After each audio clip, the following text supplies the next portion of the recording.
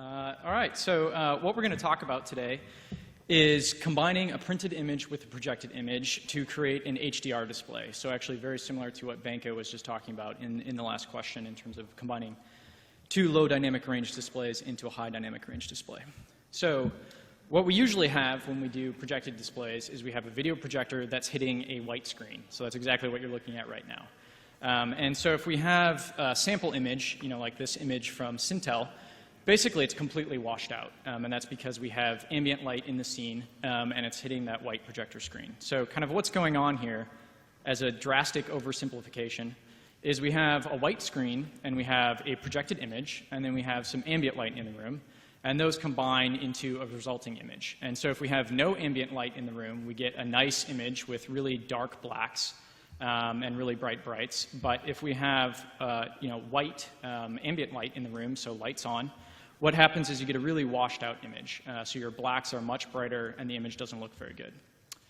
And so what some movie theaters actually do is they use a gray screen. So they use a gray or a silver screen. And this is effectively multiplying the entire image by a fraction. So you're kind of decreasing the output of the entire image. And so your blacks are really black or non-existent on this display. But the issue is your brights are crushed. And so if you have a really bright image, you're basically decreasing your brights, and so it doesn't look as good. So you'd actually rather have a white screen for a bright image and a gray screen or a darker screen for a darker image. So what some previous work actually looked at is, what if your screen was spatially varying in color?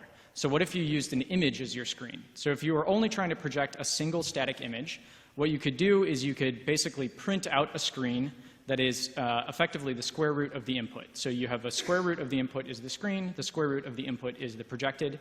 Those multiply together, kind of once again an oversimplification, but you end up with the resulting image with these nice black levels and nice white levels.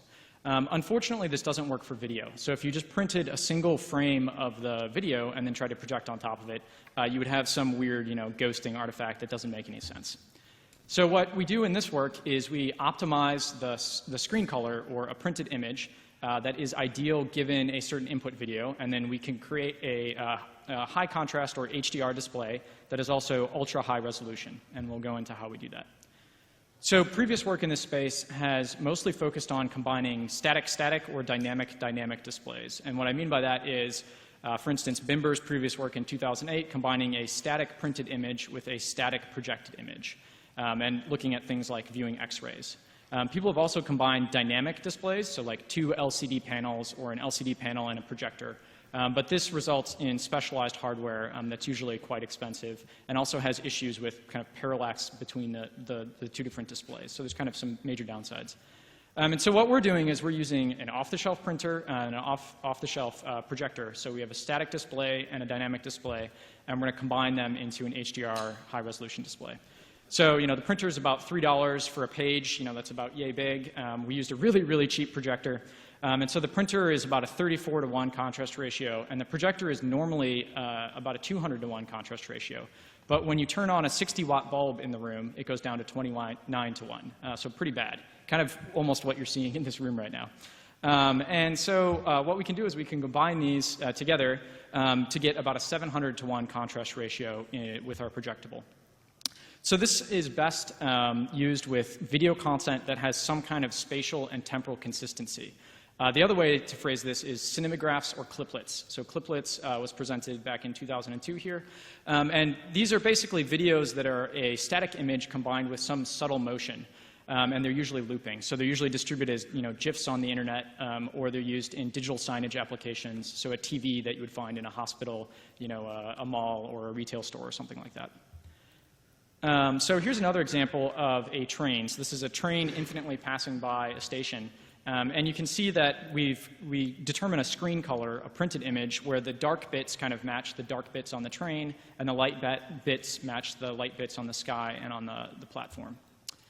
And so here's a real-world result, which on the left is a normal display. So it's a projector onto a white screen, and on the right is it's the projectable. So it's the combined which, yeah, looks currently like all black. Just come to see me after the talk, and you can look at my laptop. But actually, it's a good thing that we have this, which is you can't normally see the entire contrast ratio, even with a single normal camera. So the HDR-ness exceeds the dynamic range of a camera.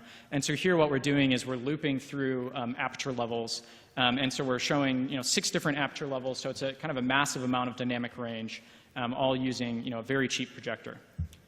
Here's another example sequence of this is a time-lapse footage of a castle with these kind of people moving around and some clouds in the background.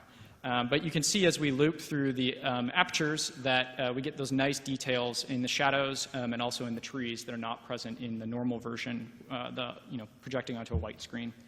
But the biggest thing for the castle is we get a massive resolution improvement. So printers are much higher resolution than projectors. It's basically limited by the size of the image that you can print. And so what we do is we use time-lapse sequences that are very high resolution, so up to 7,000 pixels by 5,000 pixels, or about a 35 megapixel image that's then stitched together into a video. And what happens is the printed image kind of boosts our resolution. So in any static region of the video file, you get this nice boost in your resolution from the printed image. And also, these don't have to be flat. So you can take the printed image, you can cut it out, and you can build dioramas. So you can build these little worlds that are combining printed images with projected light. We made some fold-out paper toys that you can put together and animate. You can also do rear projection instead of front projection. So if you print onto transparent film, you can then do rear projection, for instance, for storefront windows, etc. Also, you can make them very large. So this is a waterfall that's in 3D that is 5 feet by 3 feet large. And you can kind of walk around it in 3D. So you're basically limited by the size of your printer. Okay, so delving into some ugly math here. So the final appearance of our display varies in the pixel location and the time. So it's a video sequence. And this final appearance is given based on the printed image. And this is kind of modulated based on a transfer function, which is the color response of the printer, so how the printer prints colors. Then we have the projected image and a similar color response of the projector. This function is basically the geometry of the screen and then represents some of the optics in the projector. And then we have a term representing the ambient light in the room. You don't have to really pay attention to any of the terms except for the printed and projected, but we can measure each of those terms and kind of boil this thing down into 2 terms. So we have a printed and a projected that are based on kind of measured real-world values for a given screen location and a given projector. And so what we want is our target appearance to be a combination of these 2 elements. And what we can do is we can rearrange this equation. And so for any given printed image, we can solve for a projected image for every frame in the video sequence. But the issue becomes when our projected image needs to be brighter than the maximum value of the projector. So this is called projector clipping. So when we need to project an image that's brighter than the maximum possible image we can project, or that's darker than the minimum possible image that we can project. And what ends up happening here is we get visual artifacts. So here the projector has clipped, and you see a bit of the blue background on the face of the bunny, where you should be seeing only the foreground, which is the bunny's face. So this is what we're trying to avoid. And one way that we can avoid this is we can cheat. So we can change what our goal image is at. So kind of like tone mapping the input. So we start with an input frame of the video, so our source. And what we do is we linearly interpolate it given kind of a minimum and a maximum value. So the minimum value is the black level of the display. And the absolute minimum of this value is printer black times projector black. So it's the darkest value we could achieve. And then the white level is the maximum value of our display, and it's bounded by printed white multiplied by projected white. So we formulate this as an optimization problem. So our objective function has 7 different terms, and we're solving for the black level, the white level, and the printed image simultaneously. And this is constrained via the parameters that we derive in the calibration. So kind of at a high level going over what the terms are. So the first term is ensuring that the final appearance is equal to the target, the goal appearance, which is very straightforward. But we also want the printed to be roughly equal to the projected. And the reason for this is we don't want to just print a white image and then just have the projector project, because then we would have a normal display. What we want to do is kind of equally split up that information into the printed and the projected display. So this is kind of like that square root of previous work.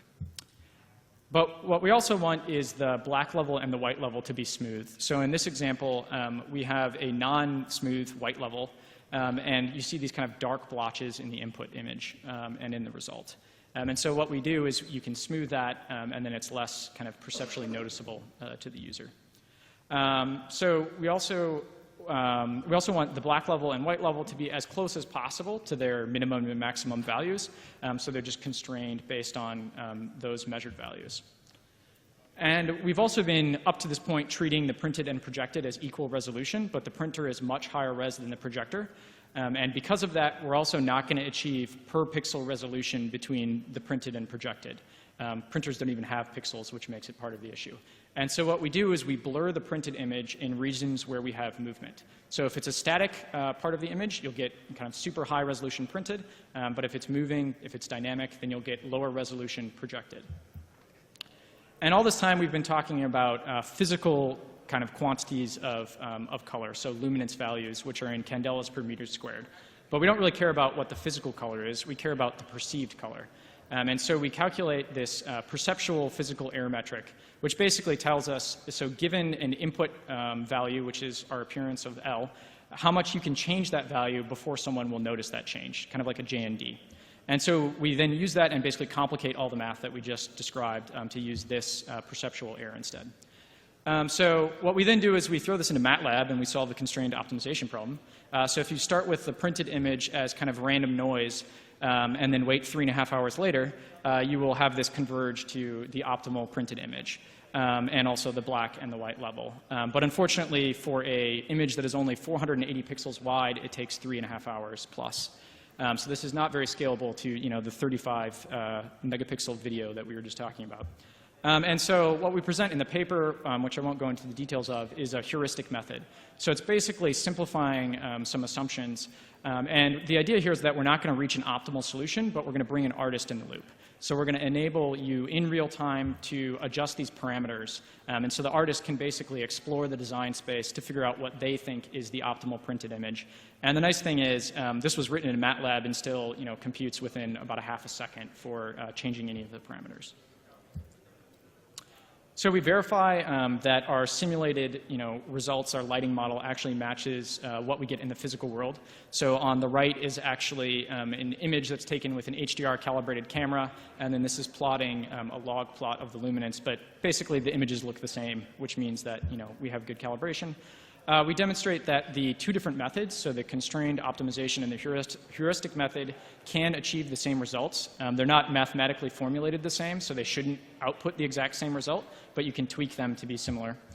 And then we showcase 6 different example sequences. And the important part here is just that the projectables, you can see that dark black and the purple, and that indicates that it's using a much higher contrast ratio or dynamic range.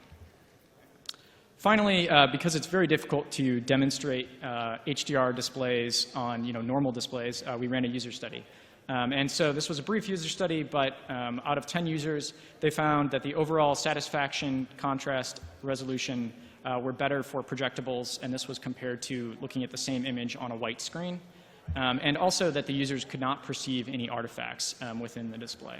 So there was no statistically significant results there for perceiving artifacts. And with that, I thank the authors of the videos that we used. Particularly hard to find HDR 35 megapixel videos, so thanks to these people. And with that, I close with some additional results that I'll run through and open up for questions.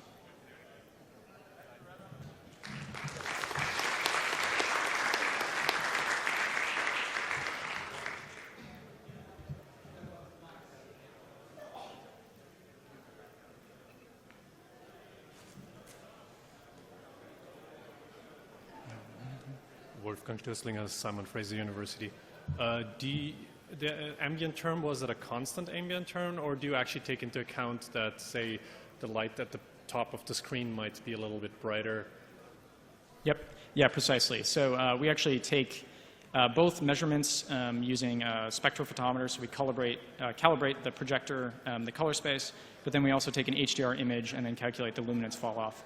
So unfortunately, that calibration process had to happen for a given screen location and projector location. So if you moved anything, you'd have to recalibrate.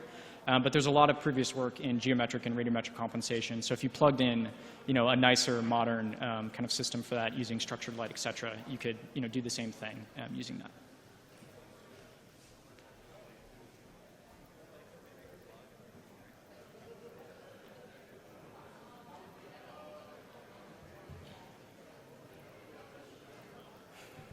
So I'll ask a question. Have you thought about using any kind of technology that might be opaque and that would be dynamic as opposed to static, like the conventionally printed material? Do you mean like a e-ink display? E-ink or yeah. other things? Yeah, so that's definitely an application.